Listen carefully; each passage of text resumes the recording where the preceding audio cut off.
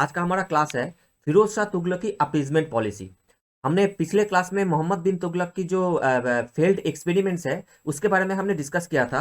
और मोहम्मद बिन तुगलक की जो रूल है वो that comes to an end in the year 1351। और उसके बाद दिल्ली सल्तनत में, खासकर इस तुगलक डायनेस्टी में, एक बहुत बड़े एक सिचुएशन क्रिएट हुआ ऑफ मेनी चैलेंजेस। और उसी टाइम पीरियड में फिरोज शाह तुगलक दिल्ली सल्तनत के रूलर्स बनते हैं। तो उनकी जो बेसिकली जो अपीजमेंट पॉलिसी है, जिसके बारे में बहुत ज़्यादा डिस्कशन किया जाता है मेडिएवल इंडियन हिस्ट्री में, जो कि बाकी किसी भी ज़्यादातर रूलर के लिए अपीजमेंट पॉलिसी नहीं देखा जाता है। क्योंकि देखिए, उस टाइम पे ये सोचा भी नहीं जा सकता था कि एक रूलर पूरे मतलब कि दिल्ली सल्तनत के रूलर जो इतने बड़े एम्पायर पे रूल कर रहा है, वो किसी को अपीजमेंट करके चल रहा है। That was unthinkable. लेकिन फिरोज शाह तुगलक के टाइम पीरियड में ये हमें देखने को मिलता है। और क्यों ऐसा सिचुएशन क्यों रेज हुआ था, वही हम इन डिटेल डिस्कस करेंगे इस क्लास में। तो देखिए दोस्तों, जब फिरोज शाह तुगलक रूलर बनते हैं, उन्होंने दो मेन चैलेंजेस उनको फेस करना पड़ा था। जैसे कि पहला वन था, the first one was the military challenges and the second one was administrative challenges. जैसे कि देखिए, हर किसी रूलर्स की जो पॉलिसीज होती है ना, वो डिपेंड करता है वो किस तरीके की चैलेंजेस वो फेस करता है उसके ऊपर। जैसे कि बालबान के केसेस में हमने देखा था कि उन्होंने जो जिस टाइप के एक्सटर्नल और इंटरनल चैलेंजेस फेस किया था, उसके बेसिस पे उन्होंने अपने थ्योरी ऑफ किंगशिप लेके आए थे। अलाउद्दीन खिलजी ने जिस टाइप के चैलेंजेस फेसेस किए थे, उसी के बेसिस पे उन्होंने अपने बहुत सारे रिफॉर्म्स लेके आए थे। जैसे कि market reform, administrative reform, military reform, इस टाइप के रेवेन्यू रिफॉर्म, इस टाइप के रिफॉर्म्स लेके आए थे। मोहम्मद बिन तुगलक के टाइम पे हमें देखने को मिलता है कि उन्होंने एज सच इतना बड़ा कोई चैलेंजेस फेस नहीं किया था, अनलाइक बालबन एंड अलाउद्दीन खिलजी। तो मोहम्मद बिन तुगलक के टाइम पे हमें ऐसे पॉलिसीज तो देखने को नहीं मिलता है। लेकिन क्योंकि उनके टाइम पीरियड में उन्होंने इनहेरिट किया था एक peaceful and stable government empire, इसके वजह से ही got the opportunity to run some experiment. और वो एक्सपेरिमेंट्स फेलियर रहा। तो इसके वजह से क्या हुआ कि फिरोज शाह तुगलक के टाइम पे हमें देखने को मिलता है कि बहुत सारे चैलेंजेस उनको फेस करना पड़ा था। और ये सारे this all this challenges can be club together basically in this two category. ठीक है ना। और इसी के बेसिस पे उन्होंने अपने पॉलिसी ऑफ अपीजमेंट लेके आए थे। जैसे कि देखिए, उनके जो मिलिट्री चैलेंजेस थी, मोहम्मद बिन तुगलक के टाइम पे ही हमें देखने को मिला था कि बहुत सारे रिवोल्ट चालू हो गया था। जैसे कि पीजेंट रिवोल्ट, और बहुत सारे फ्यूडिटरीज जो बहुत सारे किंगडम थे, उन्होंने भी रिवोल्ट करना चालू किया कर दिया था। जैसे कि हम लोगों को पता है कि Vijayanagara empire had come out of Delhi सल्तनत in the year 1336 during the time of Mohammad bin Tughlaq itself. Right. Then Bahmani kingdom निकल गया। तो विजयनगर किंगडम का इंडिपेंडेंस किसने डिक्लेयर किया? हरिहर एंड बुक्का ने। बहामनी किंगडम का बहामन शाह ने 1347 में ये इंडिपेंडेंट हो गए। राइट।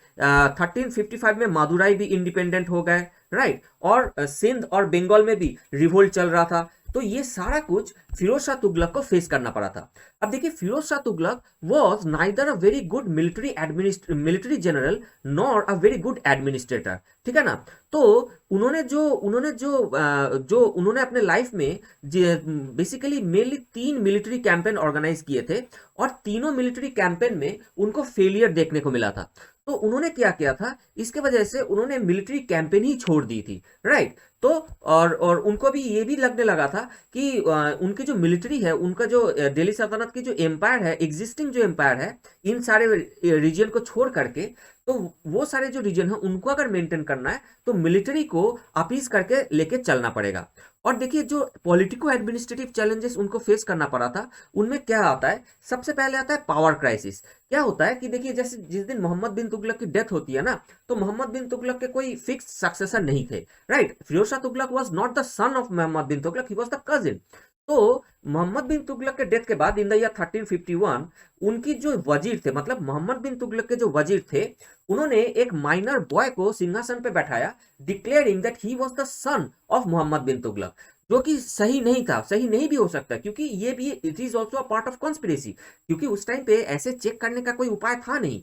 तो एक जन को बैठा दिया, माइनर को। और वो जो वजीर थे, वो खुद मतलब कि पावर ग्रैब करना चाहते थे। लेकिन अब हुआ इसमें कि उस टाइम पे जो जियाउद्दीन बरानी थे, उन्होंने भी उस माइनर बॉय को ही सपोर्ट किया था। तो बाद में चल के फिरोज शाह तुगलक आए। बाकी बहुत सारे नोबिलिटीज के और थियोलॉजियंस के सपोर्ट मिले, और उन सपोर्ट पे उन्होंने ये जो कॉन्स्पिरेटर्स है इनको जेल में डाल दिया, यहाँ तक कि जियाउद्दीन बरानी को भी। तो जियाउद्दीन बरानी को जब जेल में डाल दिया गया, तब वो जेल में बैठ करके फिरोज शाह तुगलक के बारे में बहुत अच्छी अच्छी चीज लिखने लगा, जिसके वजह से बाद में चल के उनको रिलीज भी किया गया, और इस तरीके से उन्होंने अपने पावर क्राइसिस को खत्म किया था, and he became the ruler. But still उनको ये पावर क्राइसिस एक फेस करना पड़ा था, the rule of succession, the rule of succession, ठीक है ना। दूसरी चीज थी, देखिए जितने सारे चैलेंजेस फिरोज शाह तुगलक को फेस करना पड़ा था ना, they were all inherited from Mohammad bin Tughlaq. सबसे पहले था द अनहैप्पी नोबिलिटी। देखिए Mohammad bin Tughlaq was a highly despotic ruler, और उन्होंने जो नोबिलिटीज थी उनको सर्वेंट या स्लेव्स के स्टेजेस मतलब कि लेयर पे लेवल पे ला कर रख दिया था, ठीक है ना। और नोबिलिटी बहुत ही अनहैप्पी थी, ठीक है ना। और फिरोज शाह तुगलक को ये लग रहा था, क्योंकि वो बहुत अच्छा एडमिनिस्ट्रेटर नहीं थे, उनको ये लग रहा था कि without the help of the nobilities वो एडमिनिस्ट्रेशन को अच्छे से नहीं चला सकते। बहुत सारे रीजन तो वो खो चुके हैं ऑलरेडी, और बाकी जो जितना रीजन बाकी है उसको अगर मेंटेन करना है तो नोबिलिटी को साथ में लेके चलना पड़ेगा। उसके साथ साथ the theologians were also very unhappy with Mohammad bin Tughlaq, क्योंकि थियोलॉजियंस को भी बहुत ही सप्रेस करके रखे हुए थे। और जब फिरोज शाह तुगलक रूलर बने तो उस टाइम पे उनको थियोलॉजियंस का भी सपोर्ट चाहिए था, और थियोलॉजियंस को भी उनको साथ चाहिए था, इसलिए उनको लगा कि थियोलॉजियंस को भी साथ में लेके चलना है। Unhappy military. मोहम्मद बिन तुगलक के टाइम पे बहुत सारे मिलिट्री कैंपेन हुआ था, और इस मिलिट्री कैंपेन के वजह से मिलिट्री भी बहुत खफा थी, और मिलिट्री जो पर्सनल थे, मिलिट्री जो कमांडर्स थे, उनको भी साथ में लेके चलना था फिरोज शाह तुगलक को, बिकॉज ऑफ हिज वीकनेस, ठीक है ना। तो fifth point is unhappy peasants. जैसे हमने मोहम्मद बिन तुगलक के उनके एग्रीकल्चरल रिफॉर्म या फिर high taxation of Doab region, ये सारे जो पॉइंट्स थे, उनके एक्सपेरिमेंट्स थे, उनकी जो फेलियर थी, उसमें हमने ये देखा था कि उसके बाद मोहम्मद बिन तुगलक के टाइम पे बहुत सारा पीजेंट रिवोल्ट शुरू हो गया था, और इस पीजेंट रिवोल्ट को मिलिटरीली सप्रेस करना फिरोज शाह तुगलक के लिए पॉसिबल नहीं था, तो पीजेंट को भी वो साथ में लेके चलना चाहते थे। और six point is the failed experiment of Mohammad bin Tughlaq. और ये जो फेल्ड एक्सपेरिमेंट थी, इसके वजह से जो ट्रेजरी थी, स्टेट की जो फाइनेंस थी, that was I mean you know almost had come to an end. तो ट्रेजरी को जो रेवेन्यू थी उसको भी मेंटेन करना था। तो क्योंकि वो बहुत अच्छा मिलिट्री वो एडमिनिस्ट्रेटर नहीं थे, और मिलिट्री सॉरी एडमिनिस्ट्रेटर भी नहीं थे, और मिलिट्री जनरल भी नहीं थे, तो उनको लगने लगा कि अब वो क्या करे, मतलब इस सिचुएशन को हैंडल करने के लिए वो क्या करे। And then he discovered that he is a very good policy makers, he is a very good policy makers. तो उन्होंने अपने पॉलिसी बनाया, पॉलिसी ऑफ अपीजमेंट, सबको साथ में लेके चलना है। अब देखिए थियोलॉजियंस को अपीज करने के लिए उन्होंने क्या किया था, he adopted an orthodox religious policy. जैसे कि आप लोगों को पता होगा कि इंटर दिल्ली सल्तनत में जो जजिया टैक्स इंपोज किया जाता था, वो हिंदूज में ब्राह्मण्स पे इंपोज नहीं था, बाकी किसी भी दिल्ली सल्तनत के रूलर के टाइम पे। लेकिन एकमात्र फिरोज शाह तुगलक ऐसे रूलर थे जिनके टाइम पे ब्राह्मण्स के ऊपर भी जजिया टैक्स को इंपोज किया गया था, which indicates a kind of orthodox religious policy, लेकिन that was basically an appeasement policy towards the Islamic ulemas। दूसरी चीज, उनको नोबिलिटी को साथ में लेकर चलना था, तो नोबिलिटी को भी अपीज करके चले। उन्होंने क्या किया, जितने नोबिलिटीज थे उनके जो इक्ता को हेरिडिटरी बना दिया गया। उसके पहले कोई इक्ता सिस्टम हेरिडिटरी नहीं था, क्योंकि हेरिडिटरी हो गया तो इनएफिशिएंट हो जाएगा, राइट। तो उन्होंने क्या किया, उसको हेरिडिटरी बना दिया नोबिलिटी को खुश करने के लिए। मिलिट्री को खुश करने के लिए उन्होंने क्या किया, जो पूरे जो मिलिट्री कैंपेन है, अपने लाइफ में 3 मिलिट्री कैंपेन उन्होंने किया था, उसके बाद मिलिट्री कैंपेन ही उन्होंने छोड़ दिया था, पूरी तरह से अबंडन कर दिया था। और ऑन द अदर हैंड जो खम था, दैट वाज द वॉर बूटी at the time of Alauddin Khilji, और उसके टाइम पे मोहम्मद बिन तुगलक के टाइम पे भी ये कंटिन्यू किया गया था। तो जितना वॉर बूटी कलेक्ट होता था उसके 4/5 पार्ट स्टेट ले लेता था, और only 1/5 part was distributed among the military personal. लेकिन उनके टाइम पे ये रिवर्स किया गया, फिरोज शाह तुगलक के टाइम पे, तो 4/5 part was distributed among the military personnel, and only 1/5 part was taken by the state. तो ये अपीजमेंट पॉलिसी फॉलो किया गया था to make the military happy.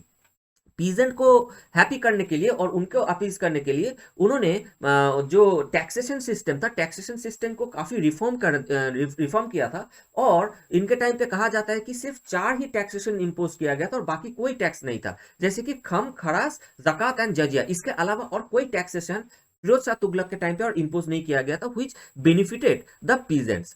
और कॉमन पीपल, जो आम लोग हैं, इनको अपीज करने के लिए उन्होंने क्या किया था, बहुत सारे वेलफेयर मेजर्स इंट्रोड्यूस किए थे, जिसके बारे में जो उनके जो वेलफेयर मेजर्स थे, उनके जो कंस्ट्रक्टिव वर्क्स थी, कंस्ट्रक्शन वर्क्स था, इसके बारे में हम फिरोज शाह तुगलक की जो सेकंड वीडियो होगा, पार्ट 2 होगा, उसमें हम इन डिटेल डिस्कस करेंगे।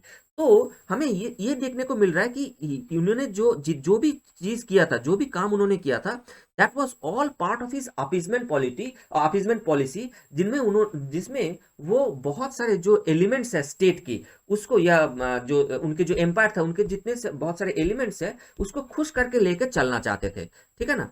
तो दोस्तों, मैं आप लोगों के लिए एक क्वेश्चन लेके आया हूँ। The question is, critically analyse the policy of Firoz Shah Tughlaq in the Delhi Sultanate administration.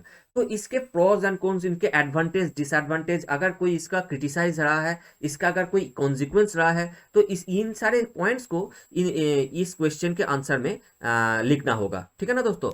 तो आप इन लोग इस क्वेश्चन का आंसर लिखने की कोशिश कीजिए। हम लोग मिलते हैं नेक्स्ट क्लास में। Thank you.